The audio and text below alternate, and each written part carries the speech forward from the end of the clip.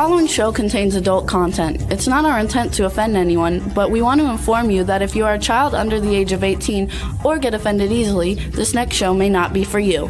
The content, opinions, and subject matter of these shows are solely the choice of your show hosts and their guests, and not those of the Entertainment Network or any affiliated stations. Any comments or inquiries should be directed to those show hosts. Thank you for listening.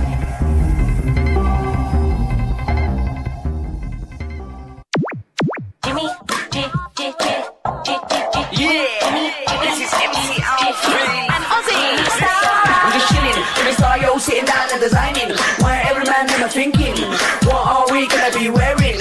Yo, I'm a Liverpool MC, you can't test me, big up the girls inside the party, let's get down to crazy Jimmy, big up myself and known as Alfie, the one and only, the Turkish MC. Always love the clothes of Jimmy. Bitch, punk, yo, wanna be, Jimmy Star's new celebrity. We'll take you out to Jimmy Star's. Because it makes an interest. What's up, everybody? Hello. We got to fix this. Welcome to the Jimmy Star Show with Ron Russell, bringing you the good times in music, fashion, pop culture, and entertainment. We got a great show for you guys today.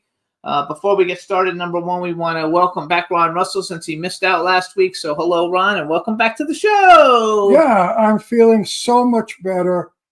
You have no idea. I'm almost back to being perfect. You go. That's what I thought I was before. But I was up till about 3:30 last night watching on YouTube the Jayne Mansfield life story. And I can understand why Mariska Hargitay is upset about it and why she and her family have gone ahead and produced a show of their own about their mother, which I believe airs in June. I can't wait for it to air. What I know about Jayne Mansfield was because she was from my time. I was a young guy when everybody was fainting over her tits. In the 1950s, nobody had tits. I don't know why, but women were flat-chested or they didn't put bags in. I don't know why, but nobody had tits. Suddenly, Jayne Mansfield comes along with 40s. 40, I think she was a 40D, on a 21-inch waist. The world went nuts. Men never saw such cannons. They were delicious. She bounced them, she shook them, she jumped them. She did everything to make herself famous because she had a great set of jugs. And her jugs were her thing. She made millions of dollars and built the most beautiful house on Sunset Boulevard that I've seen. It was pink. She had everything that any girl could want. And then things went sour. Or girls came with bigger tits. Tits were no longer the thing. And she started to work in clubs. She went from club to club to club. I guess at least amount of money in the next club because her clubs got crummy. Then she started working in sleazy dives where she shook her boobs and sat on the customers' laps. It was very demeaning for her, I'm sure, but it was a way to make a living to support her 3 children or 4 children. My hat's off to Jayne Mansfield, who died tragically in an automobile crash, going from one of these dives to the next dive. I remember when it happened. I was in bed listening to music, and they interrupted to say that Jayne Mansfield had an auto accident and was killed. Then the press went ahead to say that she was decapitated. She was never decapitated. It was a wig that she had that was thrown about. So there are so many misconceptions, whatever the word is. What am I looking for? Misconstrued or wrong information. How's that? Yeah, wrong information about this woman, that Mariska Hargitay, her daughter, who you know from that wonderful television show, Law and Order SVU. That's right. She looks so much like her mother. She's as beautiful. I can't wait for June to see. It's coming out. It might be July. It's coming out. Well, whenever it's coming out, you'll look for it. I can't wait. We'll let you know because we're going to see it. I would also like to contact Mariska and have her come on our show and talk about Jane Mansfield, because I was a big fan of Jane Mansfield's. You know, in my day, we had the 3 platinum blondes, the 3 M's they call them: Mansfield, Monroe, and Mamie Van Doren, yeah. and Marilyn Monroe. And so it was a time of tits. Tits were in, asses were in, shaking was in, sex was in. Everybody was going crazy because they discovered that they had penises and vaginas and that they could use them for other than peeing. So we all got nuts in the 50s. As my mom, when my mom was younger, because this isn't my story, but it's a Mariska story. Jane Mansfield was on the airplane, and because my dad worked for the airlines, you know, she always got to fly first class, my mom, and she was next to Jane Mansfield when Mariska was a baby, and my mom actually changed her diapers for Jane Mansfield on the airplane back in the day. But Mariska had. Yes, for Mariska. Mariska's, Mariska was the baby. So I would love it if Mariska would come on our show. I know it's not big enough show for her because she'll be on all the big shows, you know, the late night. Can't hurt, though, to try. But well, our show is human, and Yes. our show is love and heart. And if Mariska comes on our show, she will be treated with the greatest amount of respect and love. You gotta love it. So we want to thank everybody for tuning in. We're happy to have Ron back with us this week. Now, I'm going through some hard times, kids, but you know, I suffered from over anesthesia. I don't know, and painkillers. and painkillers in the beginning, and now I'm getting better. Yes, he's doing much better. Takes a while. And I'm excited, Jay, to have Melba Moore on our show, because I don't know if you know who she is, you youngies out there, but Melba Moore in the 80s was like up there with all the queens of R&B. She's fabulous. Fabulous singer. I'm so thrilled to have her on and so honored. Can't wait to do her. But, excuse me, but first we're going to do some crazy, giddy Italian wild chick from New Jersey. So here we have Genevieve Rossi, you guys. She's a horror icon. And then we're going to have Melba Moore, who's a Tony Award winner and 4-time Grammy nominee. It's going to be a lot of fun. We want to thank everybody for tuning in. I also want to tell everybody you can listen to the show and watch the show on Acast, Apple Podcasts, iHeartRadio, SoundCloud, iTunes, Spotify, Amazon Music, YouTube, Google Podcasts, Radio Public, TuneIn, Amazon Prime, and 360 TVN. I also want to thank everybody for continuing to support Dark Frights Horror News. And now we have Collector's Corner with Jimmy Star, which is all action figures. So please check them out and follow my TikTok with all the information for all those things. Also, we want to say hi to our chat room. I forgot. Well, I was waiting. Our chat room, what's up? So B. Claudia from Germany is in there. Hi, Hey, love. B. Claudia, thank you for all you did for me this week. Lady Lake Music is in there. She said, yes, she's a huge star. B. Claudia says Melba Moore is incredibly impressive. Stefan Bell is in there, and he's been doing a bunch of stuff to help us also. Check out JimmyStarsWorld.com. And we're going to have a lot of fun today. It's going to be a good time. We're happy Ron is back, and we're happy to have such great guests. Ron may not be as wild and sharp as he normally is, because Ron is still a little woozy from Actually, though, we might do well that way. We might do well as a little bit more conservative. I think. You think? Yeah, I think so. Let's try it. We're going to try it and see. Let's 'cause try I it conservative. Well, I can't be conservative with the Jersey broad. I mean, come on. I'm dying to get her on. Open up. Let's go. She's not here yet. She doesn't come on for 5 more minutes. Right. But she's going to be coming on. You guys have seen her in all kinds of cool movies. It's a lot of fun. And I think that the whole day is going to be fun. Also, anybody who's in New York City tonight at Chelsea and Chamberlain Stage, Phoenix 360 has their Pride event. Jasmine Cara and Icavelli Icavelli's hosting it, and Jasmine Cara, who's been a guest on the show, is actually headlining it. Going to be a lot of fun. Eileen is there, and if you're in New York City, you want to definitely check it out. Chelsea Table and Stage, Phoenix 360 presents, Pride 2025 with some great entertainers. So it'll be a lot of fun, and you can also check out the app to make music, to make money if you're a musician or an entertainer, and it's phoenix360.com, I believe, for the app. We had the owner of the app and the the creator of the app on the show a couple months ago, and it was a really popular show. So check it all out. Then I was going to say something else, and I kind of forgot. See that? You forgot. I'm getting old, and I can't think because I have so much. I don't have any hair up here in the front, but I have so much hair all around that I can't think. You know, like the brain. He's got to cut his hair. He looks like Shirley Temple. I look like Shirley Temple.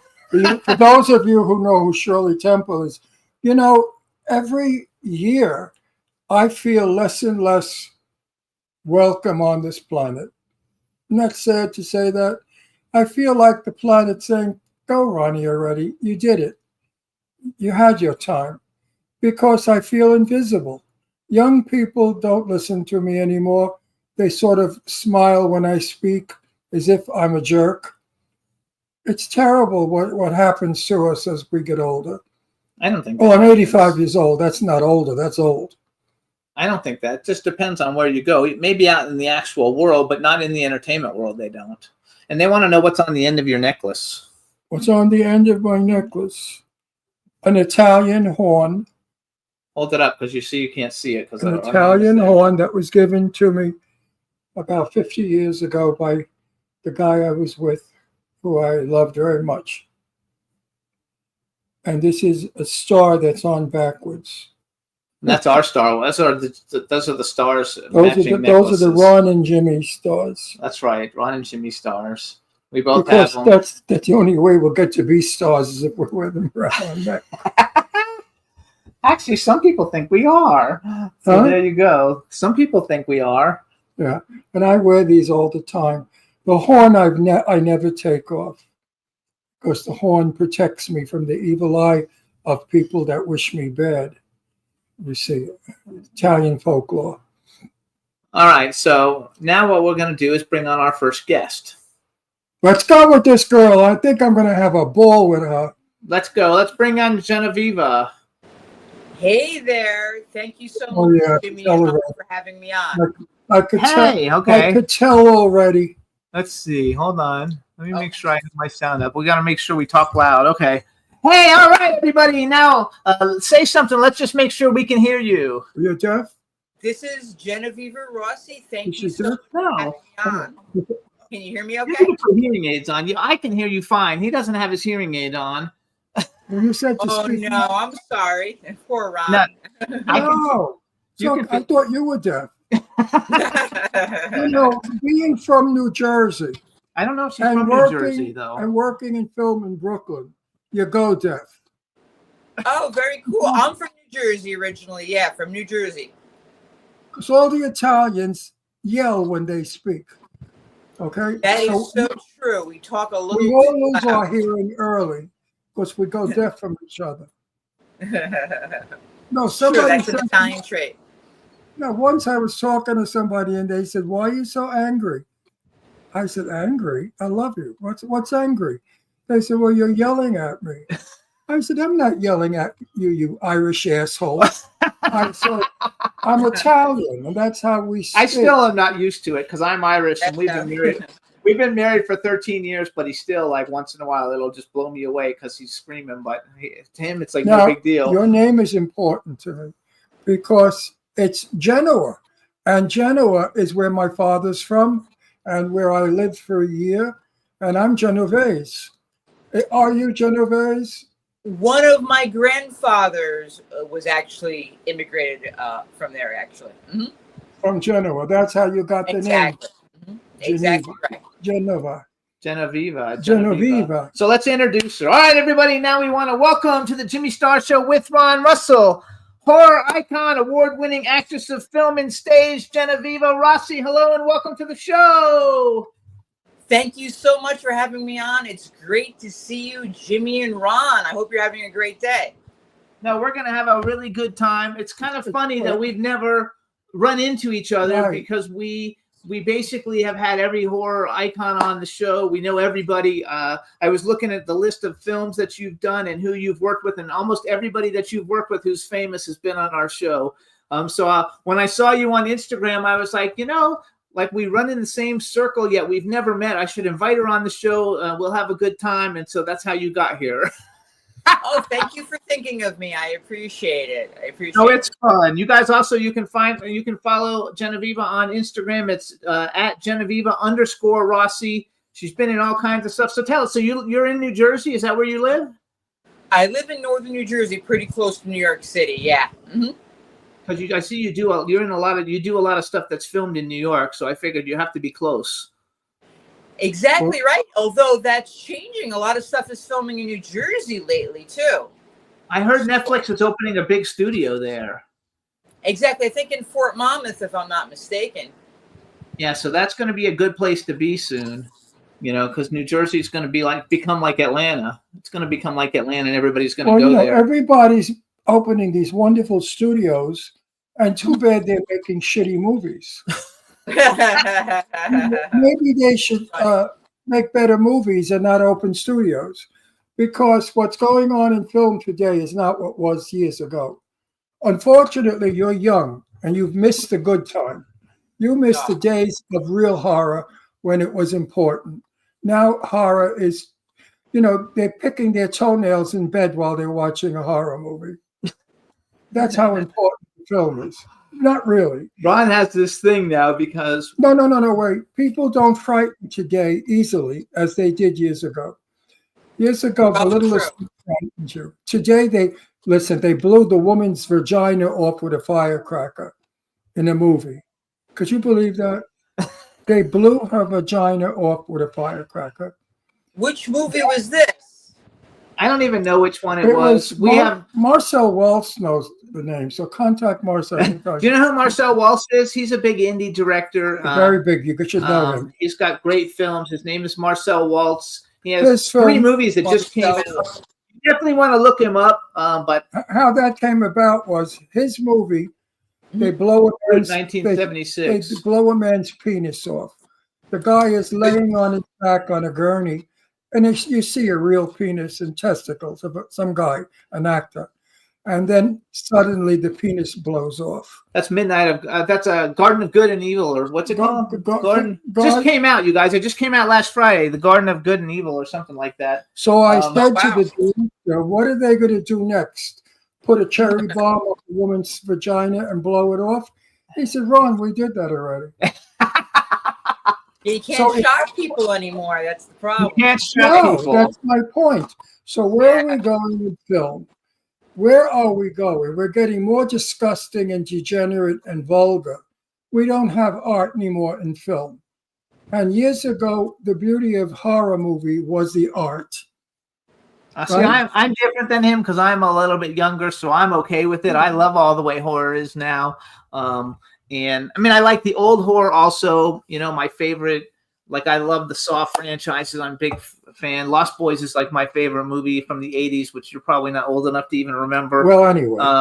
But I think I've seen The Lost Boys. That's like a classic movie, honestly. Yeah, it's a classic movie. So many directors and producers that are friends of ours have all said in private, we're going to start to bring back stories.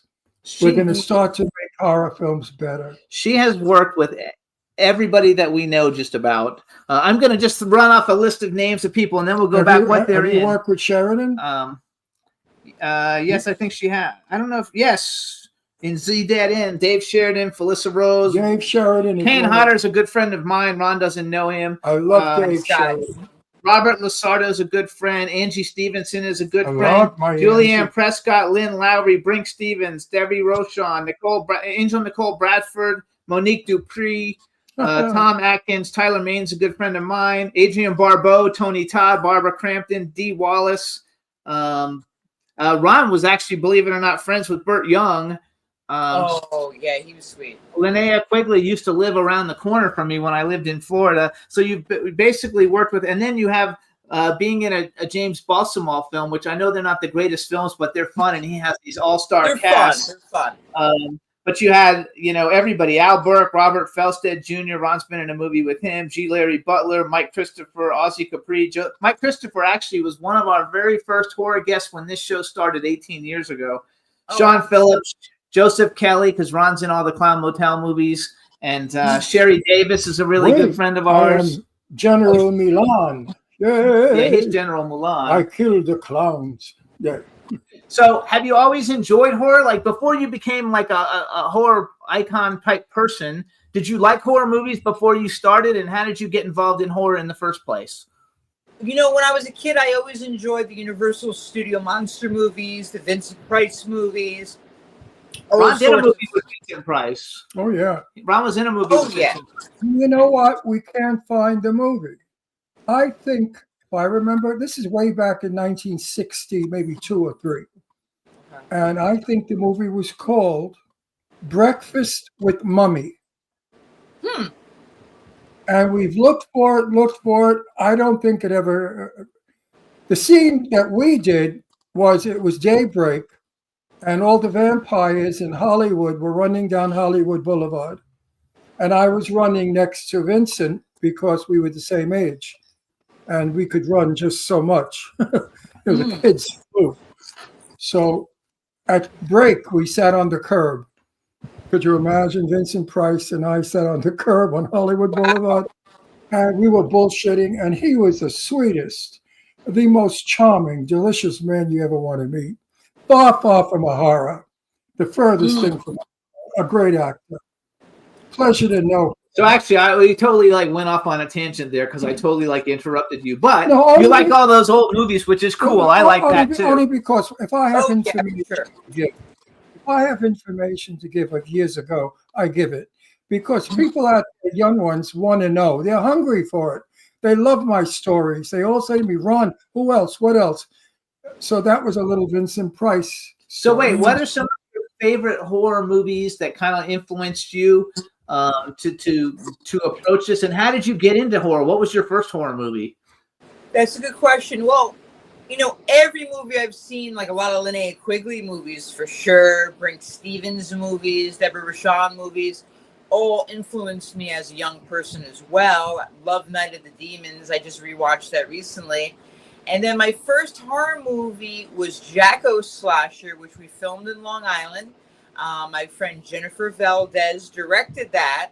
And it's a pretty funny movie. It's about Satanists, like creating this monster that goes out there and kills for them. It's a peculiar, funny movie. And that's how I actually met James Balsamo and another friend of mine named Bob Sachi. So I did a couple movies with James Balsamo, and then I think I did, as an actor, maybe 22 films with my friend Bob Sachi right after that. With James Balsamo, I did I Spill Your Guts right after Jacko Slasher. And then Bob Sachi and I end up in Zombie Hunters City of the Dead, where I played a soldier and he played a looter, and we're like battling zombies. So it was and then after that, it was just very busy. And just one role after another, film after film, you know? We lived in Doylestown, Pennsylvania for 5 years before we moved here. And so we would go to New York a lot, and we would go to there's the Puerto Rican Ladies Horror Festival. Anyway, she passed away, but her husband moved to Nashville. But they had a horror festival, and we were there. We met Edward Young. Oh, And I know you know Edward Young. Ron and Edward Young hit it off really big time. And I'm pretty sure I saw on IMDb you're in some Edward Young movie that he's in. And Ron loves Edward Young. All right. Ed and I are the best of friends. We're buddies. Blood He's a buddies. good guy. I think Edward X. Young and I must be in at least 20 or 30 movies together, including the movie I directed, wrote, and starred in, Attack of the Killer Chickens, the movie. Ed and I both star in that.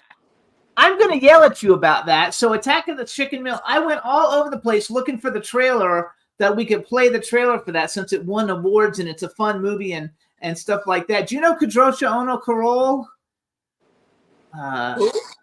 Kadrosha Ono Carole. She's the queen of the With a name like that, paranormal. you'd have to remember. Because her. I thought I saw her promoting, I thought, Attack of the Chickens one time.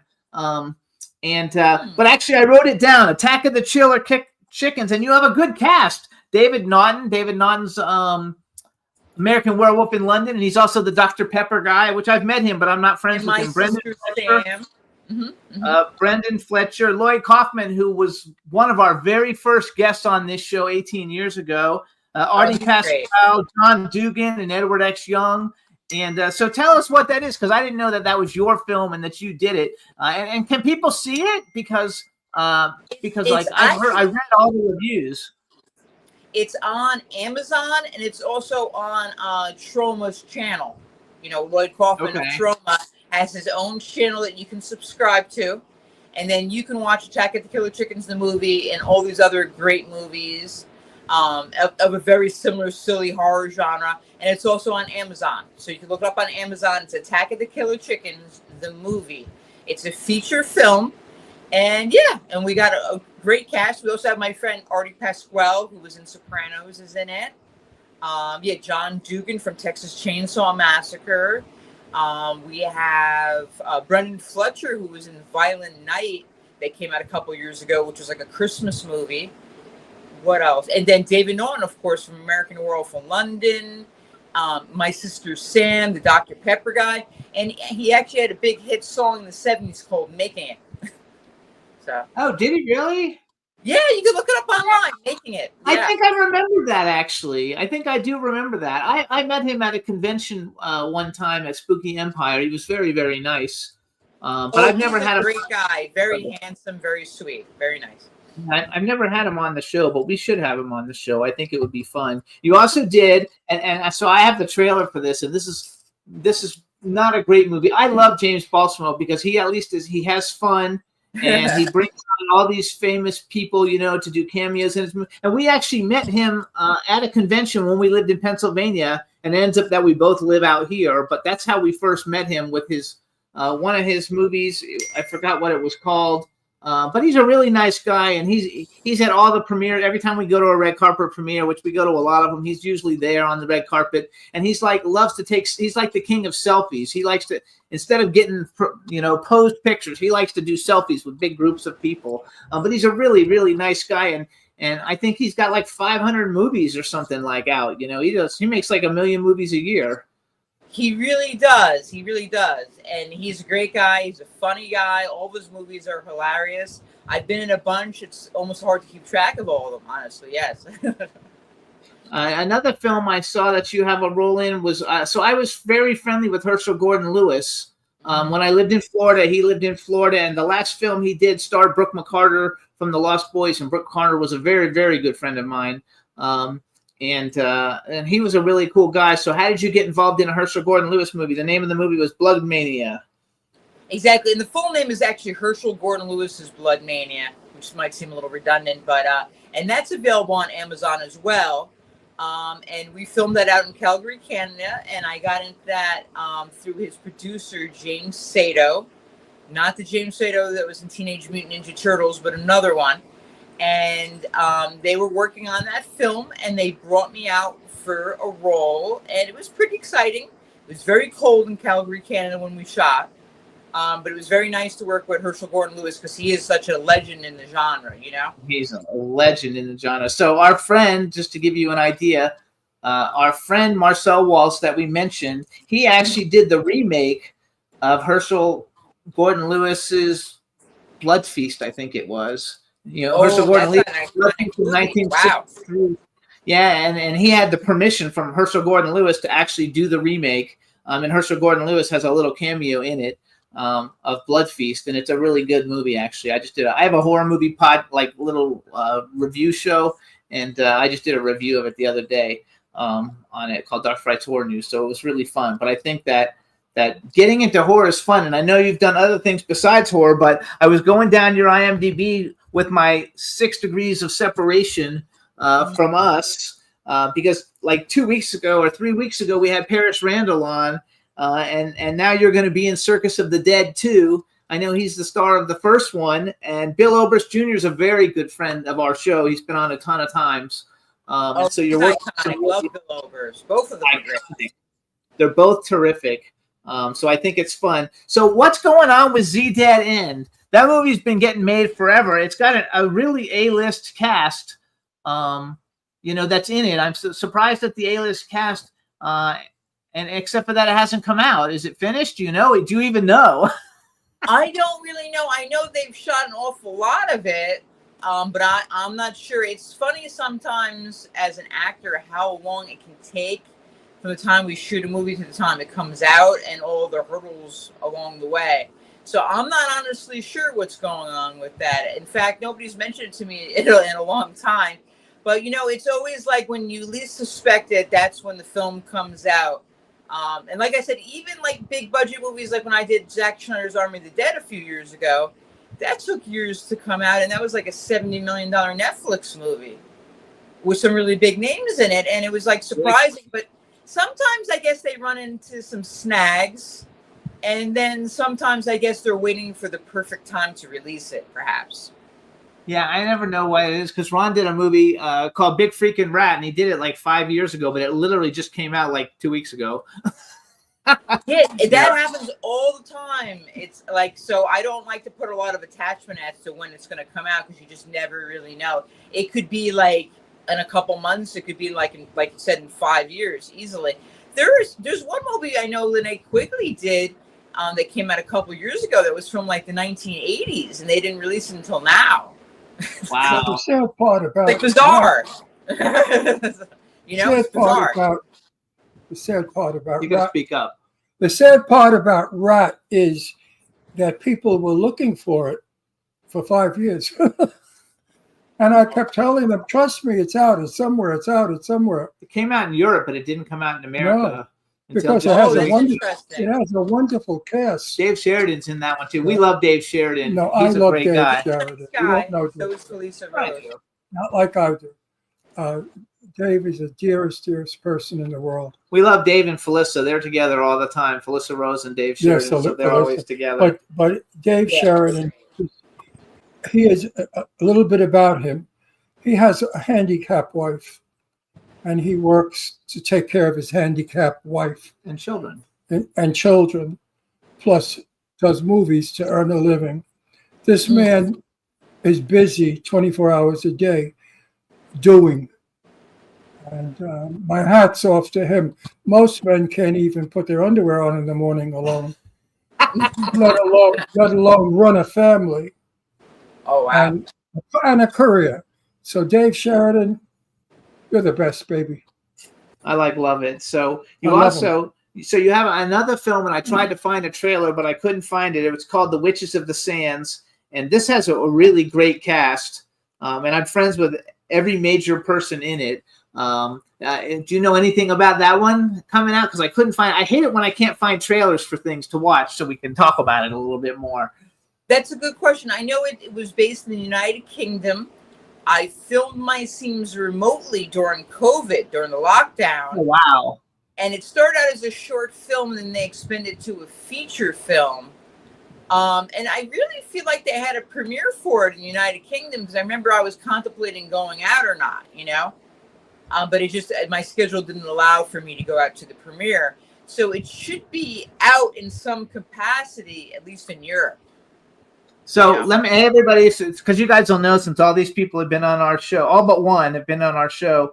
The Witches of the Sands, you guys, Deborah Lamb, Lloyd Kaufman, Linnea Quigley, Lynn Lowry, Brink Stevens, Donna Lee Heising. We love Donna. Ron played Donna Lee's husband in a movie that hasn't come out yet. Another quick story. Hang on, wait. Lawrence Harvey, which you guys, Lawrence Harvey is in the Human Centipede movies. Eileen Dietz and Simon Bamford from Hellraiser, you guys, who's a good friend of mine in the show. I'm in everything with her.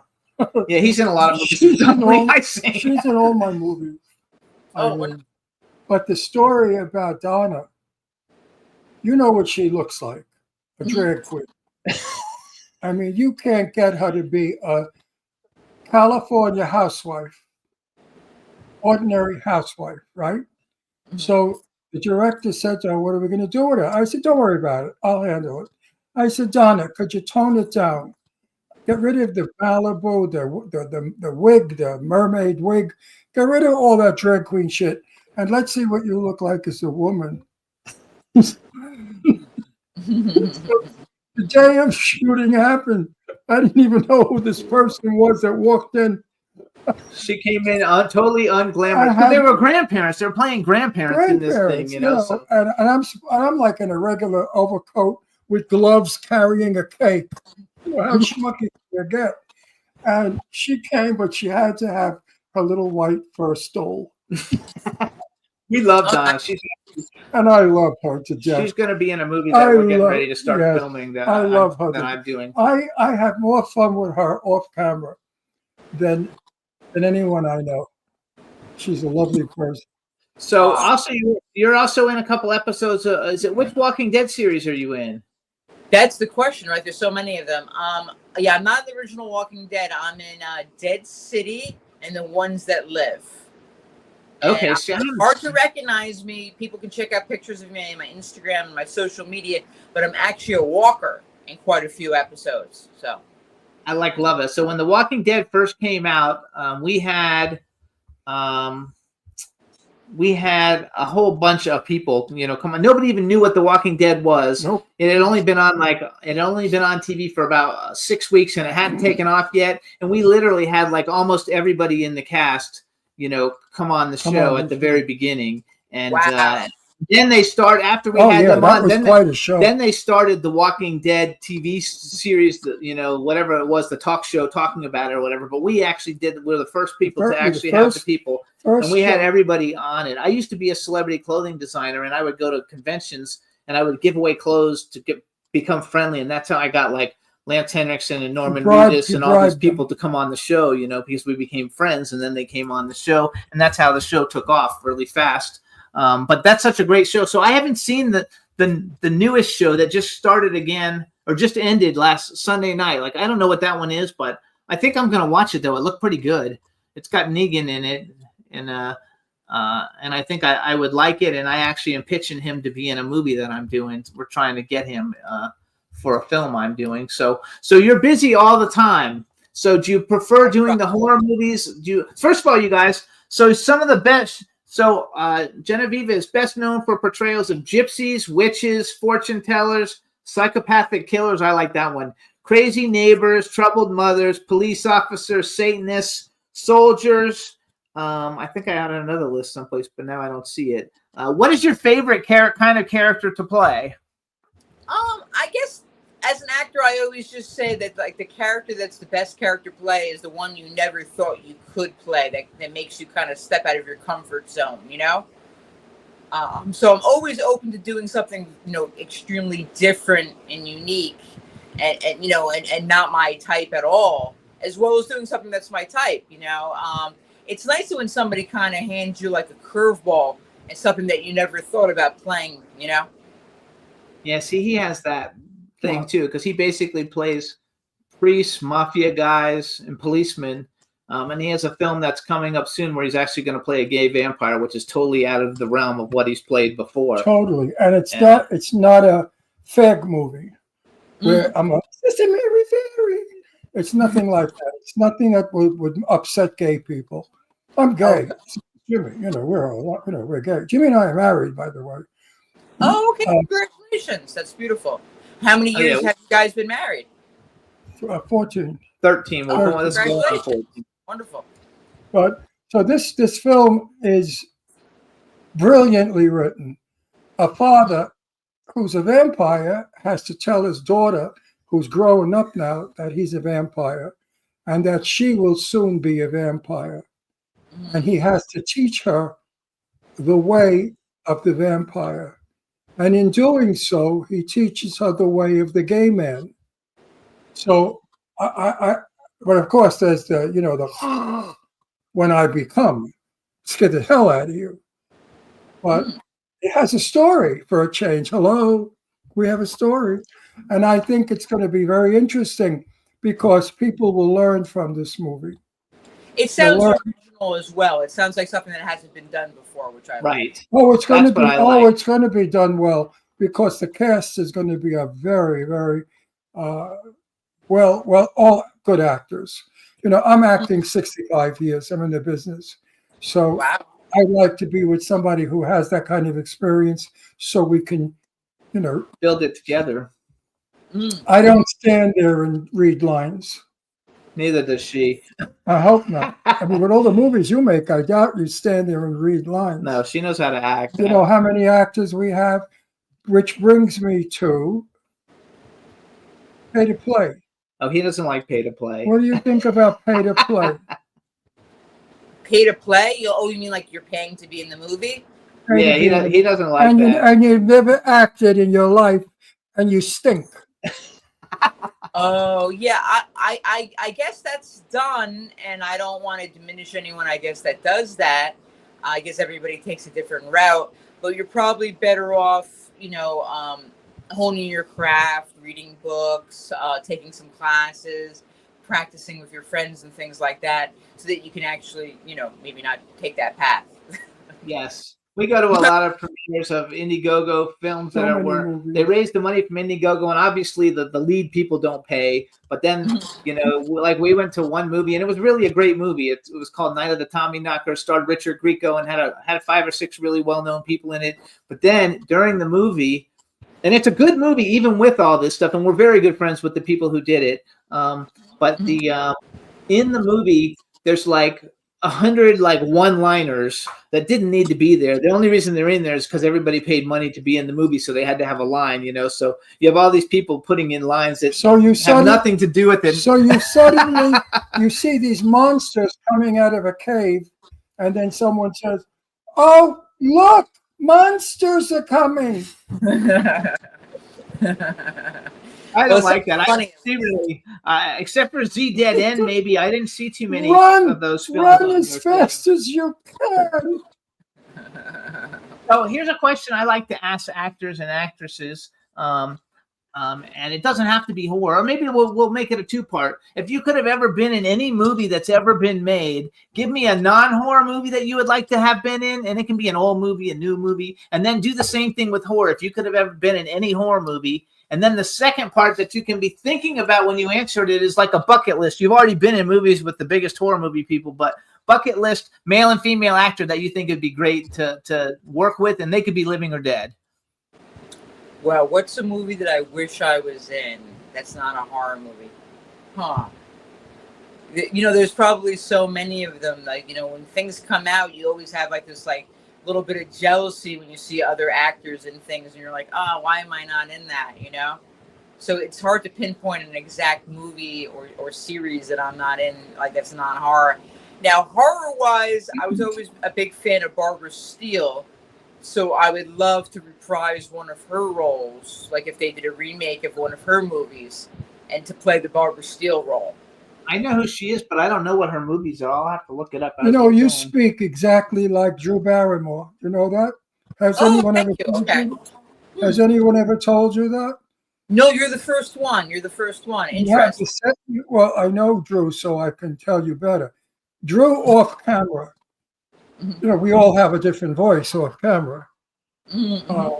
So if you know Drew off camera, she speaks like you. Oh wow! So Barbara Steele was in like Piranha, which was I know Barbara. Oh my God! That had Lance Henriksen in it, and she was also in. I just saw on her page she was also. Barbara Steele was the best thing England ever gave us. Shivers. She's fantastic. She was beautiful and frightening. And I was at a cocktail party in Hollywood where she came back in the 70s, maybe 60s, 70s, I don't know. And when she walked in, people got frightened of her.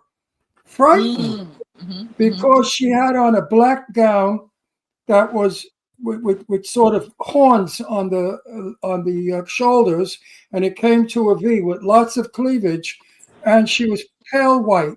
She was like she was embalmed. She was in Shivers. She was in Shivers too with Lynn Lowry. And she had black hair. Yes.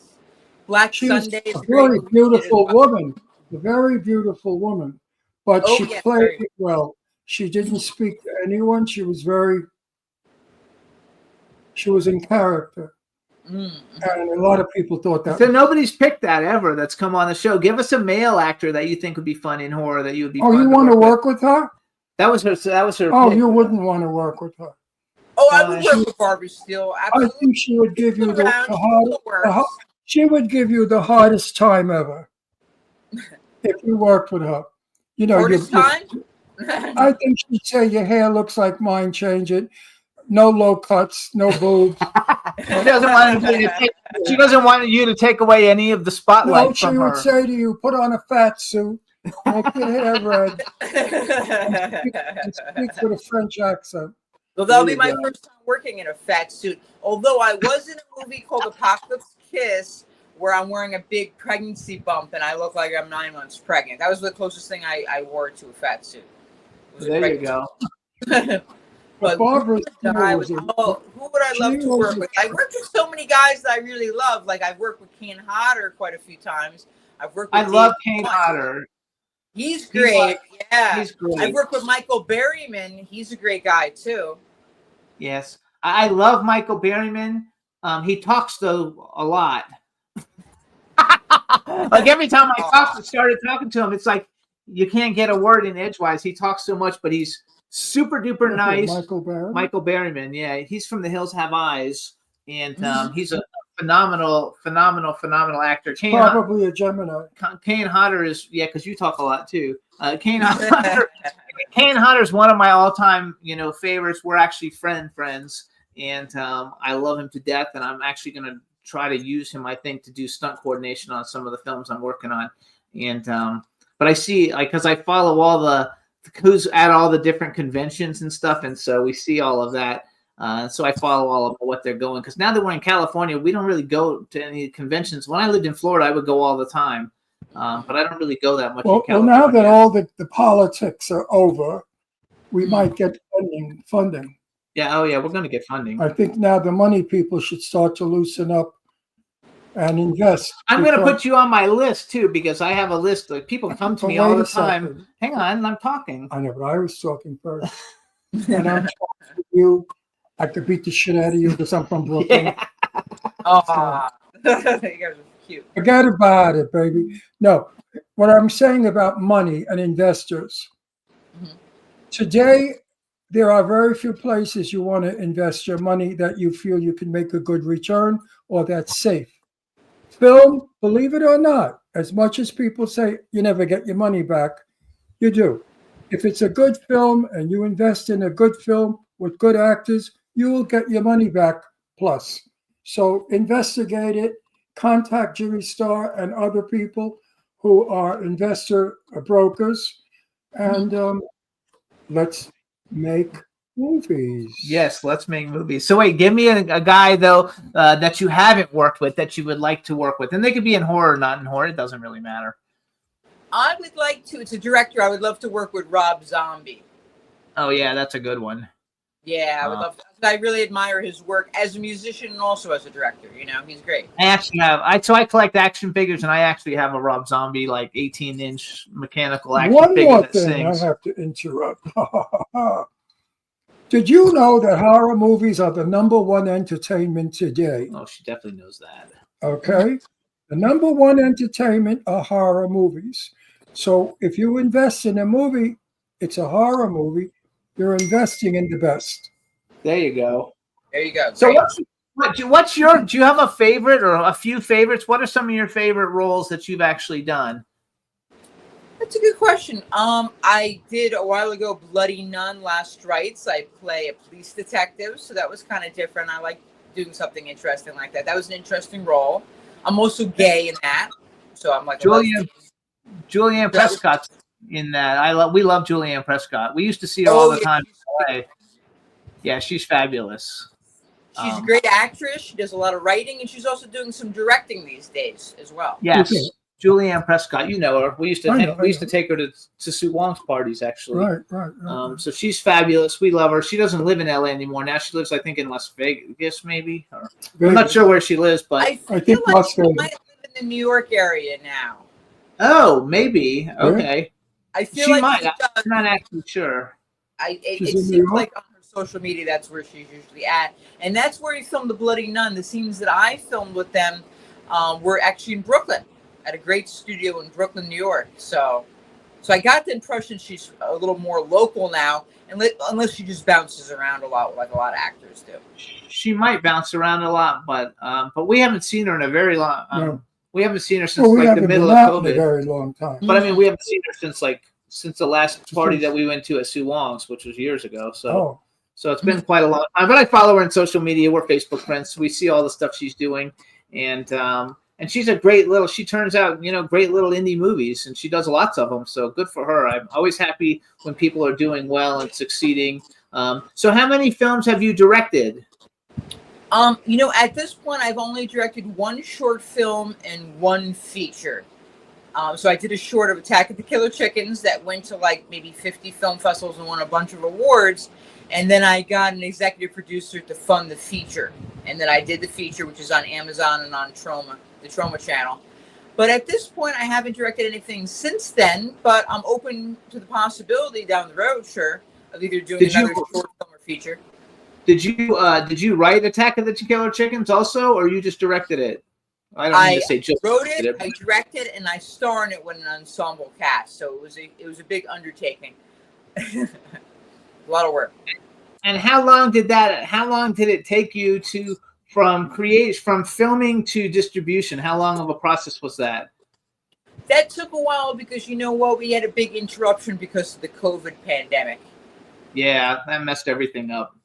Yeah, if that hadn't happened, because we hadn't 100% finished filming the movie, and we didn't, potentially want to risk anybody's life or health. So we waited until things were, relatively safe before we resumed filming, and then that, obviously made us run to a lot of extra time, unfortunately. So now for the Snoops, I call them. Are you married? I don't talk too much about my personal life, but I do have a significant other. There you go. Good for you. That's all we need to know. We like to know that too. And is your significant other in entertainment or totally something different? He's involved in entertainment, but in a different capacity. That's kind of how we are. He's the actor and I'm the producer. I produce a lot of stuff. He acts in a lot of stuff. He's got, it's the funding comes through. I have like 8 movies. It's dangerous. It's dangerous being married to someone in the business. Very dangerous. You have to be careful. Be sure-footed, because you can slip up. You can make a mistake and screw your marriage up. Oh, okay. Mm-hmm. Oh, we've come close to it, where I have gotten out of the car and started walking, and he was driving alongside me, saying, "Oh, don't be stupid. Get in the car." That's the Italian thing. I was going to go. The first lawyer I saw, I was going to go to and divorce him. No, really, you could have bitter fights when you're in the business. Very bitter fights. We don't ever argue about anything except Never. for entertainment stuff. We get along beautifully with life. In our life, we never That's fight. what you're passionate about it. Yes, we're passionate No, about it's it. because he's stupid about it. A lot of things he does, I think, are ridiculous. And he right away, Jimmy is a know-it-all. Jimmy is a man that can do 50 things at once and do them all perfectly, not make one mistake. Jimmy is a multi-talented man. These people trip over themselves a lot because they have too much going on at once. They don't know what the hell they're doing. I'm going to agree to disagree, but So- I do do a lot of things. I have several. So I'm a publicist for my everyday job to make sure that we are eating. And then we have this show. Plus I have the 2 other podcasts. I have a book getting ready to come out, and then I produce movies. And we have 3 movies out right now, and I have 9 movies in development. 3 movies that I got an LOI for funding for, and 1 movie that's about to get funded, and 1 movie I need If $600,000. we're pushing our movies, which we should, so we make some money. Congratulations. Wow. Thank you. I have 5 movies out. I don't know how many movies. I have 4 or 5 movies out. Some I have cameos in because I do a lot of those now because I don't want to work, to go away to work. I'm 85 years old, so I've sort of semi-retired. Mm-hmm. But I have 1 movie that I really will encourage you to see.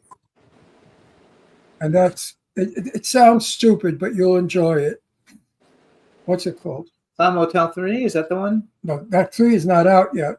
Yeah, Clown Motel 2 that got out and then they got put back, so they're going to release it again. Clown Motel 3 is coming out. Well, the premiere's in October, and he has the Beast Inside that's out it now. was bombed and made fun of, I consider it as good as The Killer clowns from outer space. Oh, he loves Oh, that that's a movie. great movie. Okay. Okay, it has that quality about it. It is so fabulous that you'll love it because it's not the traditional horror movie. Now he has some fun ones. I have some very good So horror. I have a list. Once people have come on the show and I met them and they're not assholes, that I put together. And because all the indie people come to me, they know I know a lot of people for casting for their films of people. So if it's okay with you, I'm going to put you on my list of people that I know that I can get in touch with directly in case anybody's looking for actors and stuff. I don't get paid to do it or anything. I just do it to help and people. I think it would be fun work Absolutely. Because I think it'd be fun. I think it'd be a lot of fun. I to work think with. she's I have my interesting. email. I think you're very interesting. Yes. You're very interesting as an actress, and I Thank think I'd like to explore the different sides of you. Yeah, I think that you could be a At work. lot of fun. I think people would like you. I'm one of those actors. Everybody likes you. I noticed on, I don't know if that was on Instagram or someplace recently, you were like in the UK, I think, signing autographs. Do you have an agent that like books you in those? I have a couple booking agents that book me, and then sometimes people come to directly to me, and I book it too. So I did one recently in Pennsylvania. That was a lot of fun, and with I think Boneyard Entertainment, and I was there with a bunch of other people that had been like in Terrifier and a lot of really cool movies along those lines, and that was fun. I do guest appearances pretty regularly. One of my best ones was 2017 when I went to the United Kingdom for Birmingham Horror Con.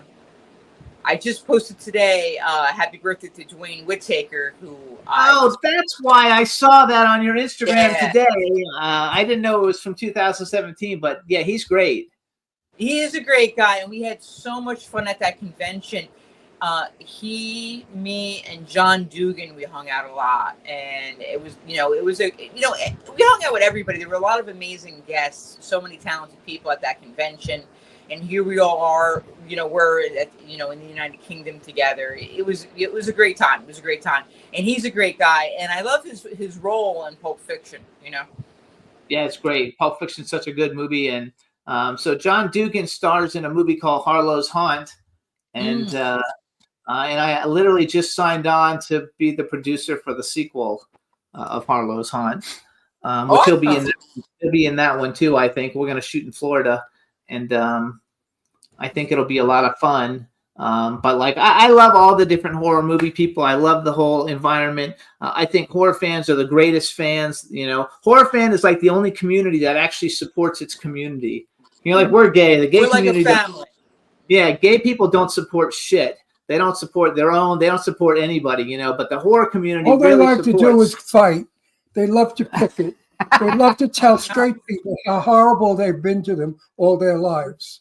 And it's sickening because I got through life very easily being gay in a time when it was very difficult being gay. If you were found out, you were ostracized. ostracized. Okay? So bullshit. So we have, I'm 85, and my sweetest little thing is Angie Stevenson. which she was in a movie. Who I don't who know I if you love. met her, though. Angie Stevenson is my little canary. She is the sweetest little thing in the world. I played a scene with her Oh, in Clown Where- Motel. where she was in a tight sweater. Need I tell you more? And she's at a pool table describing all the ammunition and guns that we laid out on the pool table. And I'm a sergeant, and I'm watching her. Now, I thought to myself, I'm so used to guns. Why would I look at them? Why don't I look at the cannons? So I did. I went like that, and I stared at her boobs. They didn't realize it until they were editing it. They said, Ron, you were staring at our boobs. I said, of course. I'm supposed to be straight. I'm a general. She's gorgeous. Her boobs are 3 feet, 2 inches in front of me. We're not going to look at cannons. So they left it in the film. And guess what? At that part, the film gets an applaud. Yes, it was fun. The film gets an applaud. I think Oh, it's Because great. they're saying, hey, go for it, baby. So do you primarily work on stuff on the East Coast then? Or do you come to California to shoot very many things? I'm definitely open to coming out to California. I do things predominantly in New York, New Jersey area, but then once in a while I'll go down to Virginia or West Virginia, and obviously Circus of the Dead 2 we're doing in Texas. Yeah, so that's I great. go all over the place as needed. That's good to know. We're a family. When we get together at a red carpet, it's all the same people, and we just hug each other and embrace, and then go to the after party, and talk about each other. I'm definitely going to see what we can get you involved with, because I have a lot of films coming up, and I've got one that we're shooting in West Virginia, and I have another one actually with Bill Oberst Jr., and I have another one that we're shooting in Texas. It's a big one, though. I have really an A-list horror director, Adam Marcus. I don't know if you know who Adam Marcus is, but he did he's the director, and he did Friday the 13th, Jason Goes to Hell. He wrote and directed it, and also Texas Chainsaw Massacre 3D. Oh, I love those. He's kind of like a big indie director, and we're putting that film together right now. But I'll see what kinds of things we can get you involved with. So are you on other platforms besides Instagram? You guys, our Instagram is Genevieve_Rossi. Are you on like X or TikTok or any of the others? I'm on TikTok as my name, Genevieve Rossi, and then I am also on X, and then obviously Facebook. Okay. I'll follow you on. I start following you on X today and on TikTok. Okay. You followed me on TikTok today? Okay, I'll follow you back. And I have 2 TikToks because I have one from my Collector's Corner thing. So I'll follow you from both of them. So we want to thank you for coming on the show. I think you're magnificent. What movie, what movie is available now? Oh, we want everybody to go watch Attack of the Killer Chickens, right, on Amazon. Yeah, that's the number one priority is Attack of the Killer Chickens, the movie. But also everybody should check out Bloody Nun Last Rites, because that just got a really great distribution deal. I think you can get it at like Walmart, Target, and Amazon.com. So perfect. I love it. So Genevieve, thank you so much for coming on. It's nice meeting you. And Genevieve. And we only wish you the best. Thank you so much, and it's great meeting both of you. Thank you. Nice meeting you. Bye-bye. Bye-bye, sweetie. Hey, you guys, that was Genevieve. We've never met her. She's very cool. Hope you guys enjoyed it. Now we're going to take a music break. We're going to play Kin, Home Sweet Home. Enjoy.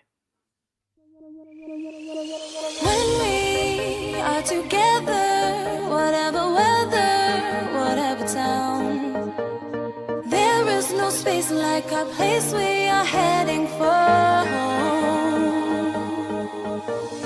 When we are together, whatever weather, whatever town, memories of places are crowded with faces where home sweet home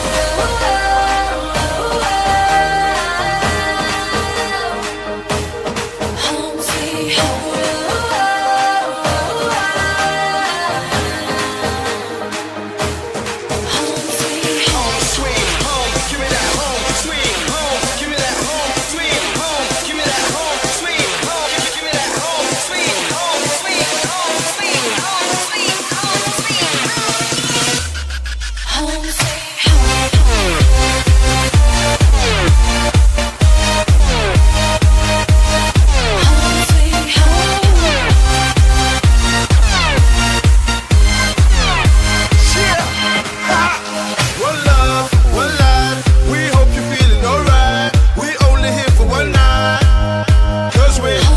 Let's live, let's vibe. Throw your hands in the sky. The only place I'm alive.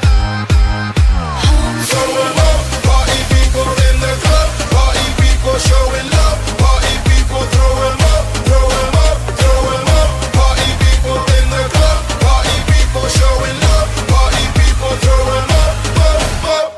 When we are together, whatever weather, whatever town, memories of places all crowded with faces where home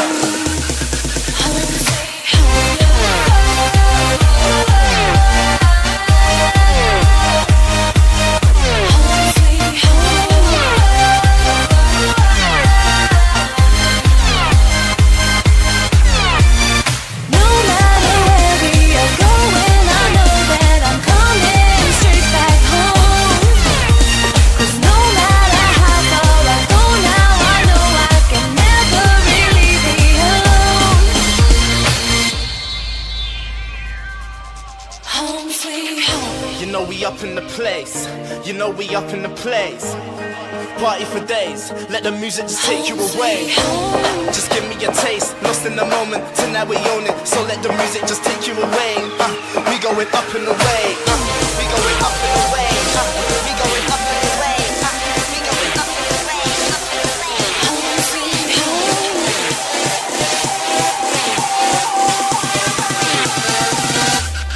Home sweet home.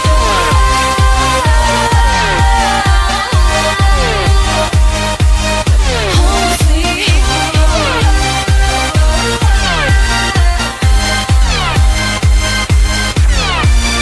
No matter where we are going, I know that I'm coming straight back home. 'Cause no matter how far I go now, I know I can never really be alone. Home sweet home.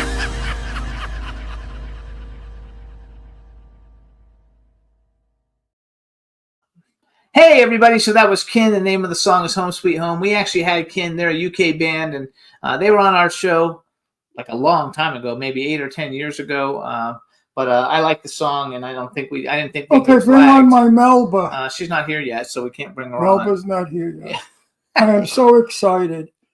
You know, she's from my time, and she was in a Broadway play called Pearlie, and she was fabulous.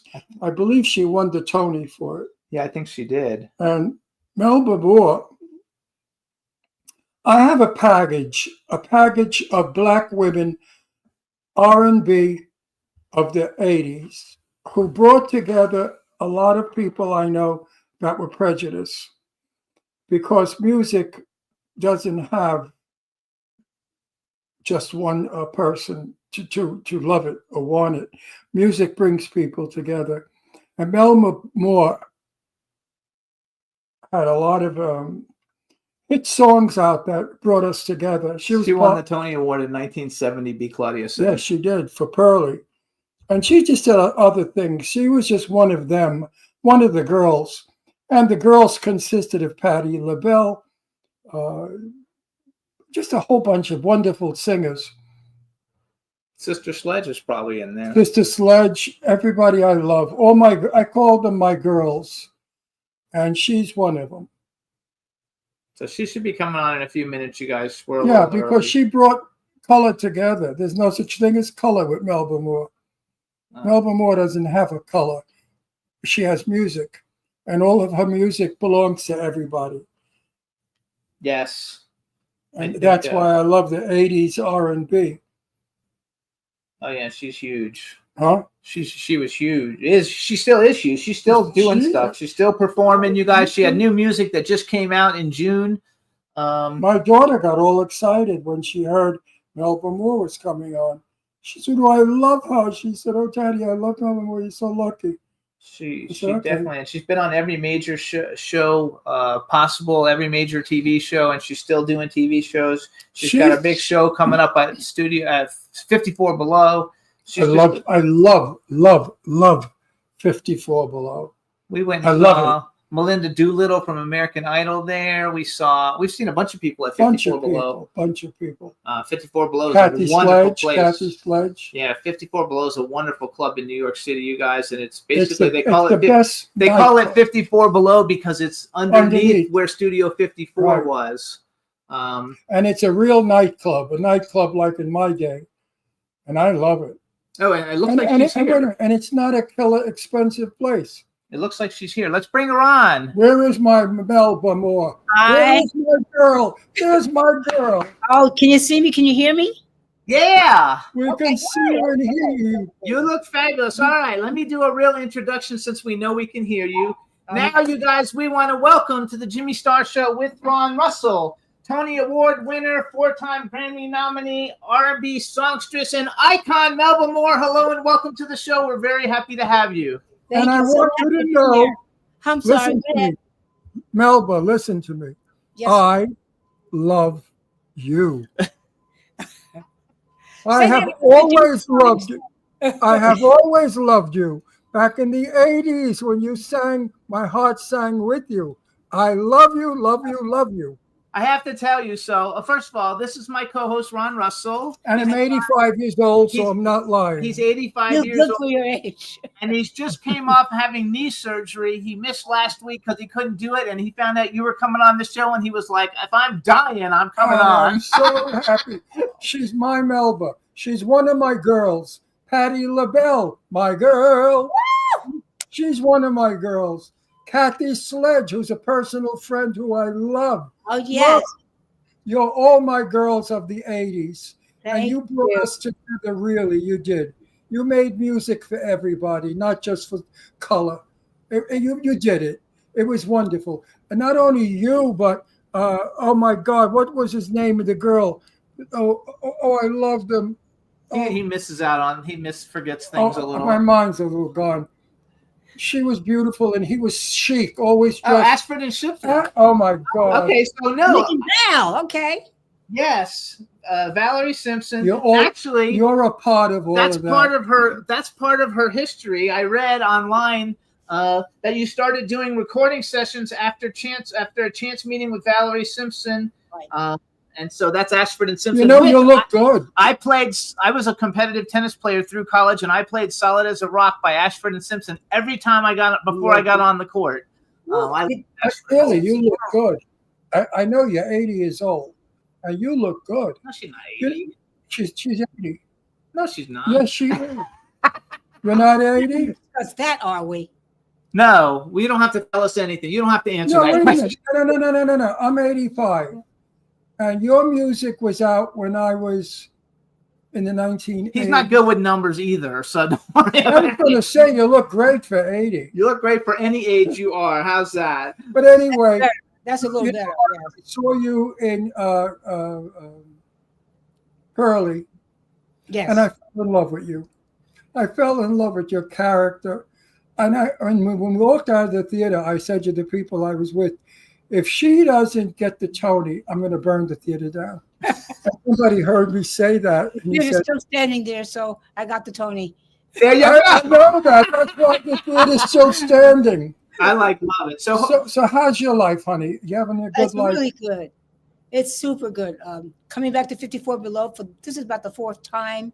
New projects on the horizon. Well, actually, they're out. I have a new R&B song called "Take a Picture Down" that's going really high on the R&B charts. I have a new dance single that's already very close to #1 called "No Filter." Because I'm returning back to 54 Below, and I think I'm going to be able to take that show on the road as a little touring mini Broadway show.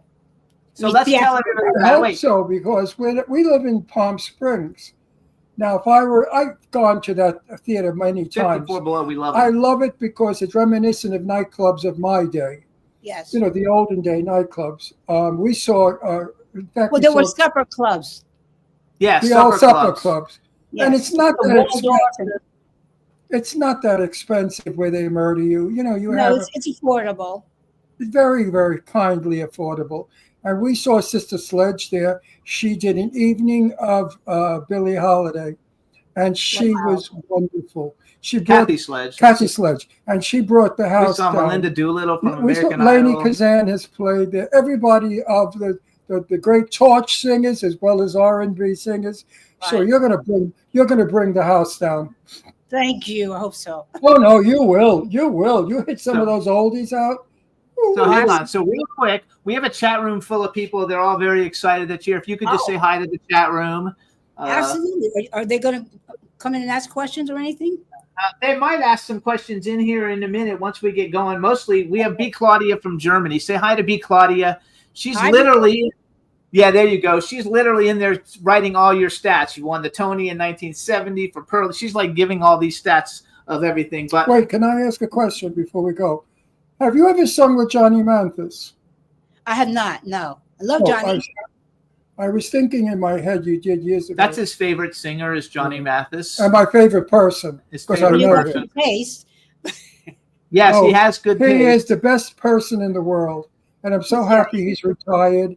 and he's happy and he's well. And He just retired too. He just retired. yes, Yes. he's 90 years old. God bless. So what I want to do, first off, let's. I thought at the beginning of the interview and at the end of the interview we can plug your show. So I want to talk about it. So you guys, Melba Moore's show. It's called Melba Moore from Broadway to Love. It's at 54 Below. It's Wednesday, July 9th and Thursday, July 10th.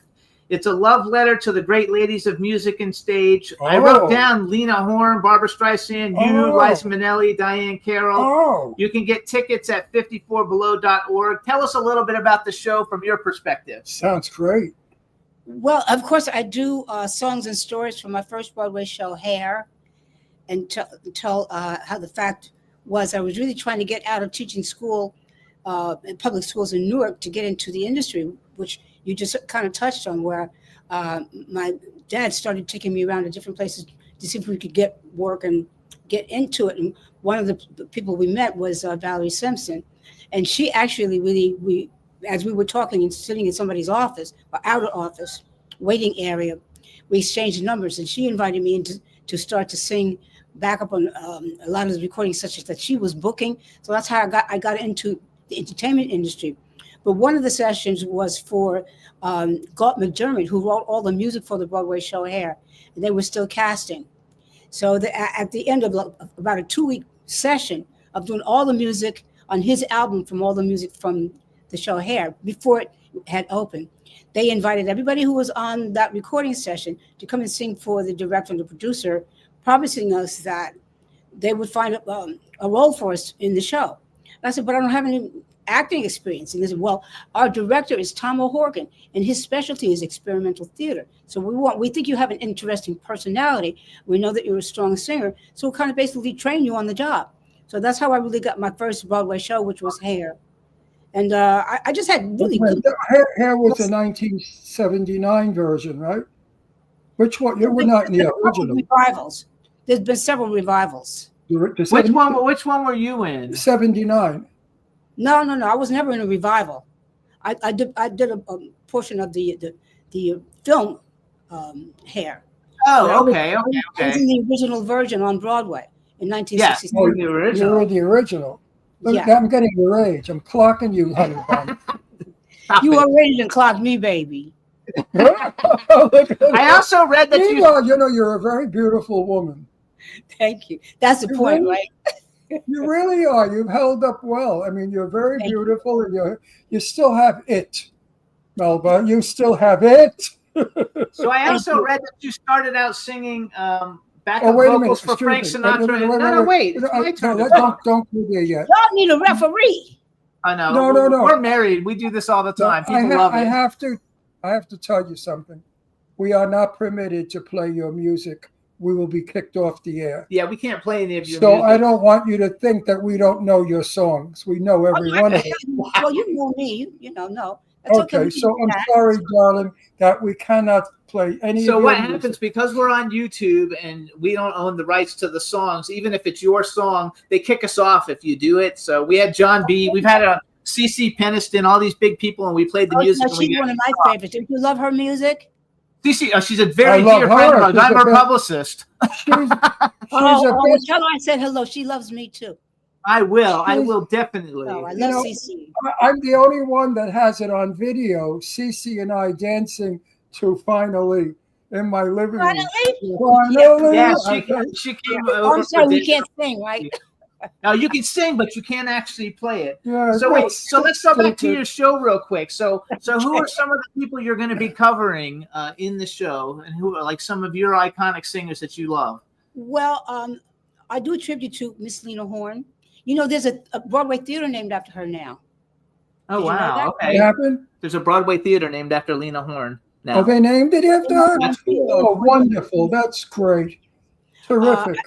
I do a tribute to Miss Barbara Streisand because I love to sing Don't Rain on My Parade, first of all. Right. I love that song. And second of all, I still remember when I looked up and I was in my dressing room after a performance of Pearly, getting ready to get in my street clothes, and I looked up in my doorway was standing Miss Barbara Streisand. Oh wow. I gagged. Why? She's only a person. Oh, yeah? I don't think so, honey. We actually had her sister wait a on the minute, show. but she can't sing like Patti LaBelle. Well, now there's a point that's well taken, but Patty can't sing like Barbara. There you go. That was a good reply. He loves Patti LaBelle to death. You gotta Um, love Miss Patty. Are you joking?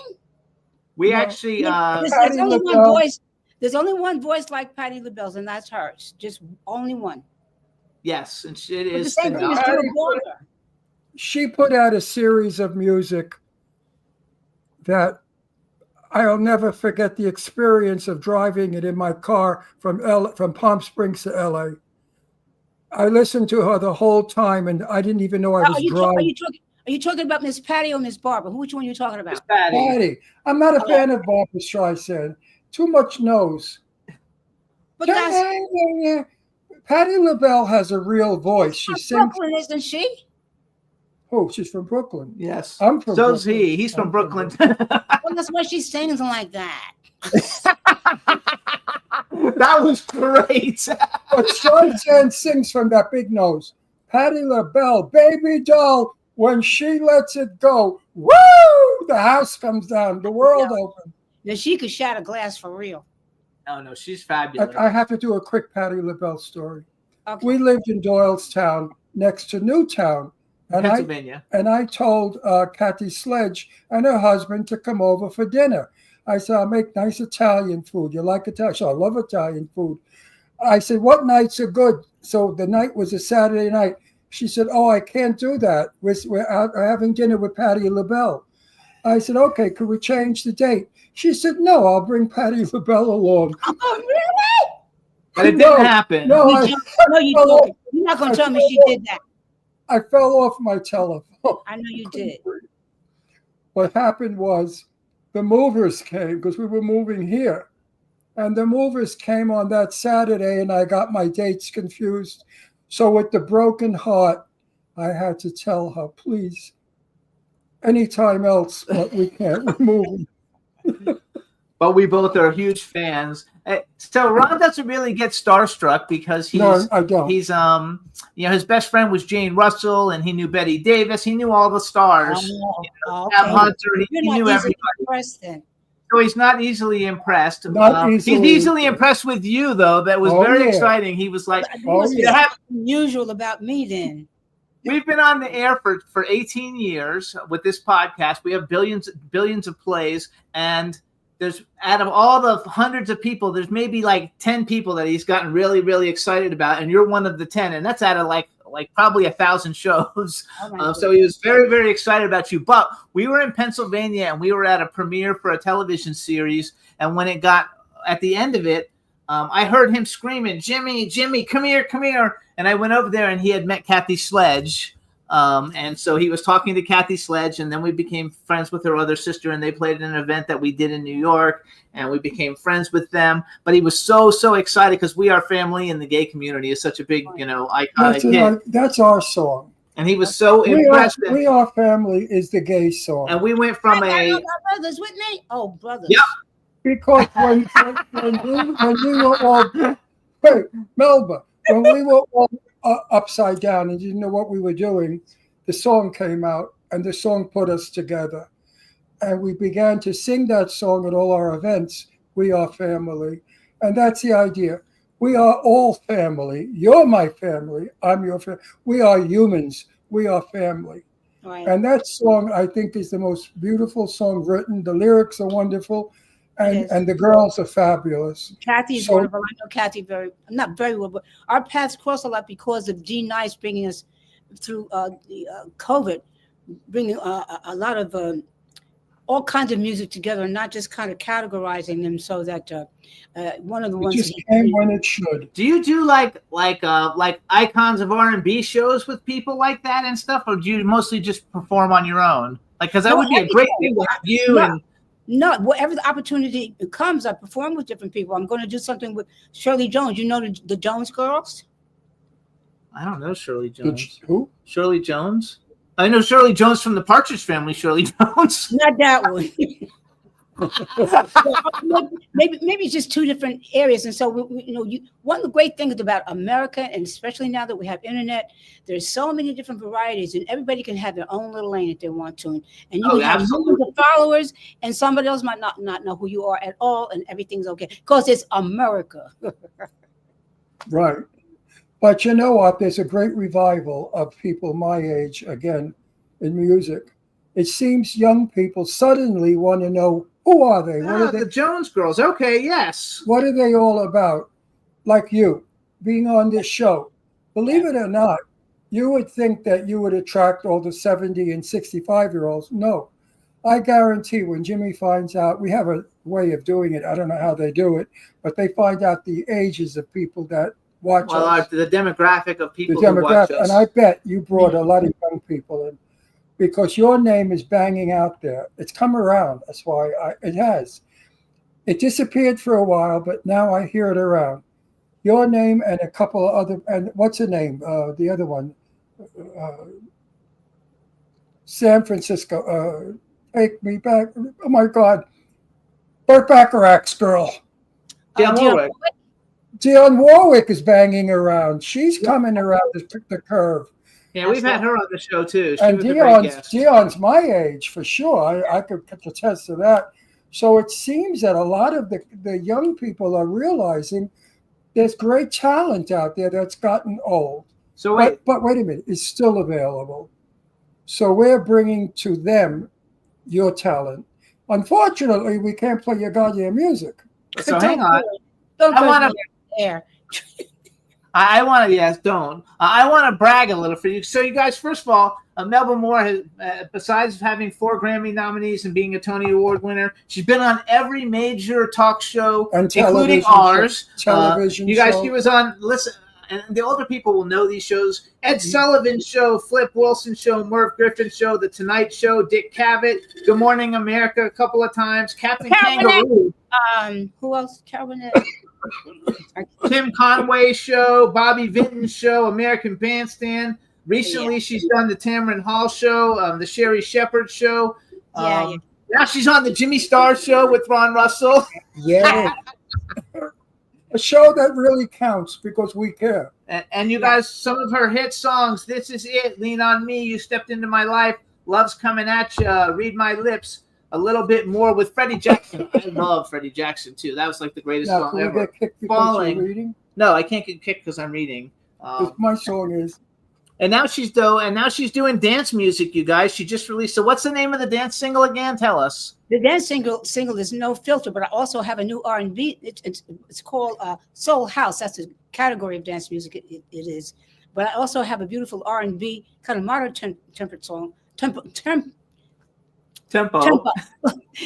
song called Take Her Picture Down. So they're in two different areas, but they're both out at the same time. And that's because the world is an independent music field now, not just a few record companies. So you can do more than one thing at the same time. Oh no, absolutely. It works now, terrific. I want to get a little serious for a second. What is your opinion of rap? What part of rap? It's very diverse. All of it. He doesn't like it. I love it. It's another new American art form. It's spoken word. I love it. I think it stinks. Okay. Listen, singing when I was, Frank Sinatra, Vaughn Monroe, voices that held Peggy velvet. Lee. He likes Peggy Lee. Peggy Lee. I adore Peggy Lee. Johnny Mathis, #1 on my list, and I love him as a person because I know him. But everything has to evolve. It can't stay the same. Yes. And usually I what know happens that, is but it's so the older sad. generation cannot relate to what happened before. They get Okay, let me into say. their own era, which is good, but new things are going to continue to come along. Let me say this. 1958, the back of a car in Brooklyn with my girlfriend. I liked girls in those days. And stand there just a moment, darling. Let me catch my breath. I've never seen a picture quite so lovely. Now let's speed date it to today. Hey, bitch, I'm gonna beat you if you keep it up like that because I'm Well, gonna that's let. good rap. No, I don't like that kind. I could That's vomit. gangster rap. He doesn't All like of it gangster. is, all of it is not like that. You're right. But you know I know what? that he Becomes does a it. whole- We live in Palm Springs, Uh-huh. and I drive a convertible. I was at a traffic light, and a black fella in a car, I think it was a Rolls Royce probably, convertible, pulls alongside me at the light, and he has this song on, and I don't know the lyric, but it was like, "Woman, I'm gonna cut you. I'm gonna get you deep. I'm gonna cut you deep." And I looked at him and I said, "What the hell is that?" He said it was his song. It sounds I like a hate it. threat to me. So he played So- it. He played it loud, and he sang along So wait, with it. I want to go with that then. So who are some of the people like if you were sitting around or driving in the car, like what kind of music would you listen to? And are there any contemporary artists today that you think are really like that you enjoy their There are music? tremendous amounts of contemporary artists that I know are excellent and good. I'm trying to think of some of the rap artists who don't do that kind of filthy music that are really great rap artists. None come to mind right now, but there are many. And I don't have a lot of time to sit around and listen to other people. I'm trying to write another script for my performances, so I don't sit around and listen to other people's music. My daughter has to there you take who's current and who's relevant, and some people that she thinks that I would like. I would enjoy listening to them. But I can't list the whole people, list of them for you because I don't spend my time doing that. I spend my time trying to pay my rent. Okay. Do you? I love that. You're Would- spending your time doing you, which is terrific. Would you say R&B is one of the greatest musics of our day? What was your question again? I'm sorry. R&B Mhm. is the greatest music of our day. Miss Aretha Franklin. Oh, he. I Yeah. love me. R&B. Excuse me, What Miss Patty swings Bell more? too. Yes. What sways more? What swings more than R&B? What's groovier? What's more? It's like R&B. When you sing, my favorite song, by the way, you named on the top of the list. I can't say it. Read it. This is it. I don't know. The first song. This is it. This. When you do that song, Ron's daughter's sitting over here saying that all your Listen. music is so great and she loves R&B. did with Freddie Jackson. And the song she did with You like Freddie to do Jackson. what? Just a little bit more? Yes. I know You that. should duet more. I know Melba's music from the 80s. She she loves loves you. you too. See, it's hereditary. It's hereditary, honey. But that song goes lengths. I wish this. I love that you're still recording stuff. I also wrote down that you did an album in 2023 called Imagine. I don't know if that was an Yes. album or a single. It's So an what album. kind? It's an album, and there's a single out now called "Take Her Picture Down." Yes, and that's You can on that imagine- album. You can imagine what that song's about, right? Take her. Yeah.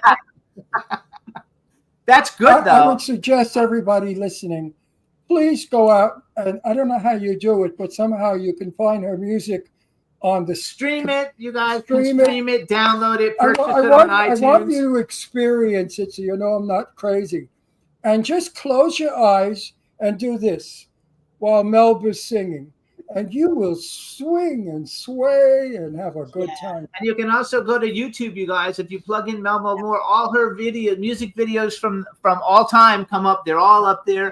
You can put them in a playlist and just play them one after another. That's what I did while I was working this week, listening to everything because I think it's fantastic. And for you out there that don't really know what we're talking about, right now on our show, we have one of the most important people in music, one of the greatest people of the 80s, of R&B. She's up there with, I don't care who's the biggest R&B. They think what's her name Patti is. LaBelle. No, do not mention her name. What do you mean? You said who's the greatest? Patti LaBelle. Patti LaBelle doesn't come under any kind of a title. Patti LaBelle. I think there's Patty great has a art. win by herself. I think. Oh yeah, he does think that she goes by herself, but I think there's a lot of great R&B singers. And, a lot of Stolen, R&B and I groups. can't think of one. It's not I like all ridiculous. of them. Boys to Men, SWV. Oh, LaBarge. Silk. Wait, Oh, he likes DeBarge. DeBarge. DeBarge. DeBarge. Yes. Oh, Janet this Jackson love. be waiting So for how many you. duets have you Oh, done like that? You besides Freddie Jackson, did you duet with a lot of other people? Not a lot, no. Just actually only just one. I can't think of his name right now, but no, because I haven't done a lot of duets. No.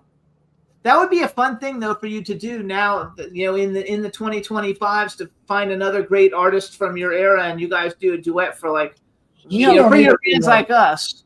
you know what I want to do? Since you mentioned What? that, you remember the duet that Natalie Cole did with her father, Nat? Yes. Yeah, do that kind of thing. Unforgettable. I want to do something that. like that. But you know what I want to do? I want to get the permission to do Airmail special with Miss Ella Fitzgerald. Her Oh wow. You know? Ella Fitzgerald. They do- Woo! That would be phenomenal. That made Another- woo, right? Yeah, that would be woo, and they would let you do it in a heartbeat. They would let you do it. Now, Ella is from my day. And Yeah, but when Ella Ella, is by herself too. Yes. what'd she say? Go ahead, just go. When Ella sang, people stopped talking. Right.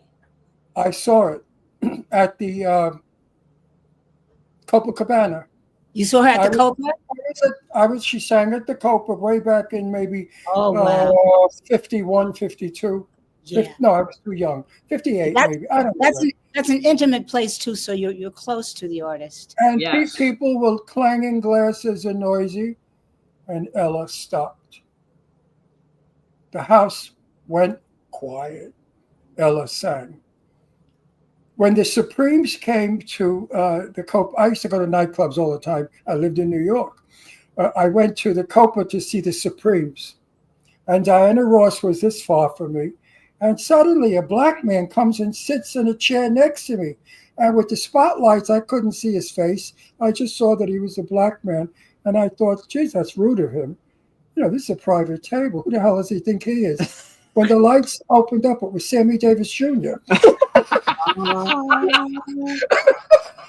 He wanted to be closer to Diane Ross. I'm glad you didn't cuss him out because he was somebody. Yeah, you're somebody. So I looked at him and I said, you have some nerve. And then I started laughing. I said, oh, I'm sorry. I said, get the hell out of here. I said, what are you drinking, Sammy?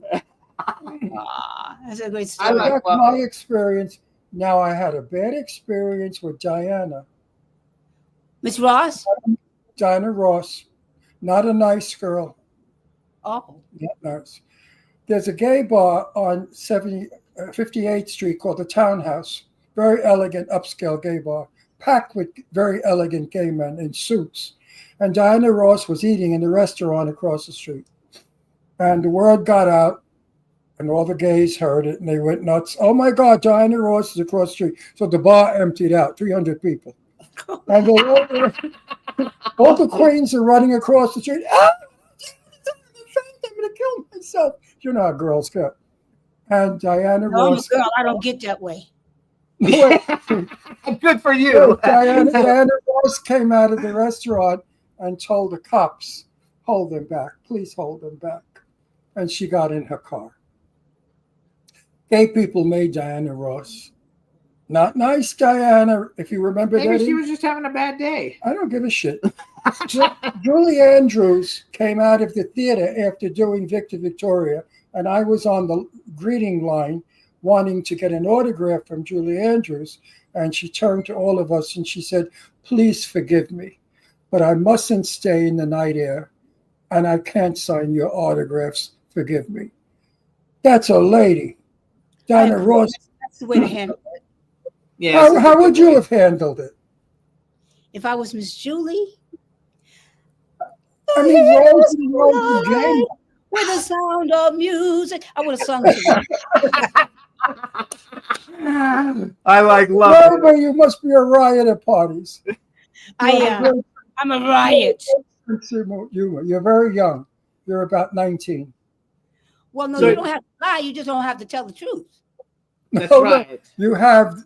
That's right. No, he means personality-wise. Personality. He's like that too. People, he goes to a party. He's 85, but he's like a 50-year-old. He's not like an Right. 85-year-old. If you and I were at a party, we could do the Lindy. You remember the Lindy? Yes, the I dance, do. the Lindy? Yes. We could do the Lindy and make Dance everybody together. go. Yes. Huh? When Yes. people dance together, yes. So you Even guys if- know. Even if it was Melba's- a Fast People song, they dance together. Yes. Yes. Um, We're going to meet and we're going to be friends, you and I. where do you actually live? Do you live in New York? New York City, yeah. New York City. Okay. You know what? If we're in New York and Cece is in New York at the same time, we'll get all the girls. We'll get the girls together. Please do. We'll even get Time. Because Okay, well- you know why? We are family. There Yes. you go. and not only It's brothers and sisters, what we're gonna have, but we'll be family. There you go. We not like only that. would the publicity be fabulous, but the day would be fabulous. By the way, all the our girls. chat room says you're very charming and they love you. And Of course. so you guys, listen. I First of don't all, have bad taste. follow Melba on Instagram, you guys. She's Yeah, at Melba with the number 1 more on Instagram. Thank you. Check out her most recent album is called Imagine. It came out in 2023. She's got the single Take Her Picture Down. She's going to be playing from Broadway, Melba Moore from Broadway with Love at Studio 54. It's Well, Wednesday. 54 below now. 54 below. That's right. I'm an idiot. I read 54, and it's underneath where Studio. What's there now on top of The it? same place. It's a landmark now. Yeah. Okay, so it's at 54 below, you guys. It's a beautiful club. Oh, it's a beautiful. It's Wednesday, club. July 9th and Thursday, July 10th. You can also get tickets at 54below.org. Yes. She's thank going to you. be performing some of her own songs. So you perform some of your Broadways. Do you miss being on Broadway? No, but I get to do these songs all the time. But I have some projects in the work that will take me back to theater, probably tour Okay. first, then hopefully off Broadway or Broadway. If it's kind of an intimate piece, I think I want to do off Broadway. But I do want to get more back into theater. Yeah, because you're amazing at it. Obviously, you don't win a Tony for nothing, and I think you have such a broad fan base, Well, of but- people. I probably can't talk about the Broadway show either. They'll throw us off. But Oh, they'll cut you off. they cut us off. They only cut you off if you play music or if you use the COVID word. That's the only times you get cut off. So What? never mind. Anyway, we went to Curly Yes. and sat there, and you say to yourself, "What the hell is she going to do? She's a singer. How's she going to hold a show?" We all think that when we sit. How's Melba going to do it? Melba's not a Broadway performer. Right. Melba is a singer. She sings by a microphone. She Right. doesn't know how to act. She doesn't know how to work with other people. Right. Well, after the first act, I sat there saying, "Oh, here we go, Tony." I swear to you, when I left the theater, I said, "This bitch doesn't win." I use my language. I said, "But if this She bitch doesn't like doesn't that. win the Tony, I'm going to burn it down." Oh no. I did say that. I did say that. That means And you you love. won. It means you like my performance. Then, yeah. It was fabulous. Your performance was sweet, tender, loving, and wonderful, and gentle. Thank you. And That's actually, what you you delivered the character beautifully. you have a lot of movies too that your music has been in, and you've been in. Like you've even Wait. done cartoon That's animated. There's Melba All Moore. Dogs Go to Heaven. That's an animated film. Oh, I was showing him Melba Moore, like he gives a crap. hi, pretty baby. One of my favorite movies of the 80s is a movie called Bad Boys, and you had a song in that, and Don't Go Away. And You know what? I'm going to do something. What? We're going to New York the 30th of what? I don't know when we're going. We didn't set it up yet. Sometime August. Your thing is July what? 9th and 10th. 9th and 10th. No. She's gonna do it again, right? You'll probably do it again at 50 because this is your more than you've done it a couple times at 54 below. Hopefully, I will be invited back and do it again. If they invite me back again, of course, I would absolutely say yes. Okay, perfect. Melba, why don't you bring it to Palm Springs to the Purple Room? That's what I'm thinking. That I created the show especially for 54 below, but that doesn't have to be the end of it. I think what I would like to do is bring together a production team and develop it into a little one-woman play with music, and then tour it. Absolutely. If you bring it to the Purple Room, I guarantee you a full house, and it's a beautiful nipclub. Yes, it's beautiful. I would love to do that. I think that would be We're gonna. fabulous. I'll talk to somebody. Yeah, we'll Yes. see. I will Please. speak. We also we want to. And then you'll come to our house. I'll make you Italian food. I want I to. love Italian food. Good. I also want to give a shout out to Eileen Shapiro, who interviewed you recently. So Eileen is my publicist partner. We're business partners, and Yes. that's how we met you to come on the show. We want to thank Angelo Ellerby. Yes, thank you. He's booked some great people. Angelo. Yep. They're both terrific. We want to wish you only the most fabulous things ever. We're so excited that you came on. We're very happy that you came on. I'm so happy that you're still putting new music out there. You're still performing. You're having like the icing on an incredibly fabulous career. We listen to your music all the time. The Purple Room is closed now for the summer, so it would be a winter booking. Yeah, it's too hot here in the summer to go anywhere. You'll be packed. I mean, you'll definitely sell out. There's no question about it. Well, I hope that happens. I'd love to do that. It might. I think it's like a 350-person room. Oh, that's perfect. Yeah, it's a perfect, nice setting. It's not too big, intimate, not too small. Yeah. Yeah. So let me ask you a question. And I don't want, like 3 minutes any left. commission either. We have like 3 minutes left. So like you've performed with everybody and you know everybody on the planet. Just a big hug and a kiss. Let's say you're going to go and on tour with 2 or 3 other like great artists. Who would you want to go with? And they could be living or dead. Like if you were going to get to go on, and this is a hypothetical, it's not a real thing, but let's say you were going to go on a little mini tour and you could pick 2 or 3 of any performers on the planet. My mind doesn't think like that. It's really hard to try to come up with that in 2 seconds. And the other thing is my mind is on what is getting ready to happen. We're starting to go on tour with several different artists. I'm trying to think. Shirley Murdoch, the Jones Girls, Gene Carr. There's a bunch of different people that are being put together. So my mind is there. I can't go way back there right now and remember. That's fine. It's funny that I don't know who the Jones Girls are. I looked them up. I'm going to go listen for them as soon as we get there. They have a song called "You Gonna Make Me Love Somebody Else If You Keep On Treating Me the Way You Do." You know, good R&B music. It would be like that. That would be R&B too. But a lot of other things are being put together for me. Richard J. Alexander, who invited me to be the first Black woman to play the role of Fantine in Les Miserables, is thinking about some things. With Norm Lewis, who did the Phantom of the Opera. Fabulous. Yeah, so there's some things in the works that I think will bring me back into real quality theater.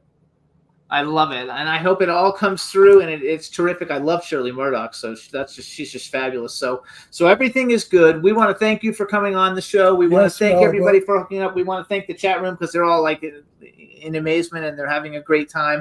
Good luck with everything. We'll be in touch, and definitely check out the Purple Room for when you start putting the tour together. Yes, thank you. I know the owner. You're the owner? No, he knows the owner. You know the owner. Yeah, so we might be able to help you get you in there a little bit. I will accept that. I will receive that. Well, you know what I tell them? You like your club? You got fire insurance? Oh, you sound like a real Italian. Yeah. A real Italian. You hire Melba or else. You might threaten to ride by in a convertible and play that nasty rap music. I love it. So Melba, thank you so much. Best of luck with everything. I'm gonna go stream you some new music right now. Thank you so much. God bless you guys. Looking forward to meeting you. Thank you so much. To meeting you. All right, bye-bye. Thank you. Thank Bye-bye. you. What a great interview, you guys. Melba Moore's fabulous. You guys check out her new song, Take Her Picture Down. Her album is Imagine. She's got a dance song. I didn't write it down. Chat room, thanks for all the great remarks. If you like R&B, she's one of the R&B queens. Oh, absolutely, you guys. And again, she's playing at 54 Below. It's Melba Moore from Broadway with Love. It's Wednesday, July 9th, Thursday, July 10th. You can get tickets at 54below.org. So I think you guys should all check it out. And again, thank you, Angelo Ellerby, for helping set this up, and Eileen Shapiro. We're very happy to have had Melba Moore on the show. And we want to thank Genevieve Rossi also. So that's it, everybody. We're done for today, and we'll see you next week. Thank you for tuning in. Bye-bye. Bye-bye, everybody. This is MC Alfred and Ozzy. I'm just chilling, every star yo sitting down and designing. Where every man in thinking, what are we gonna be wearing? Yo, I'm a Liverpool MC. You can't test me. Big up the girls inside the party. Let's get down to crazy Jimmy. Big up myself and known as Alfred, the one and only, the Turkish MC. Always love the clothes of Jimmy. Bitch, I'm your wanna be. Jimmy Star, new celebrity. We'll take you out.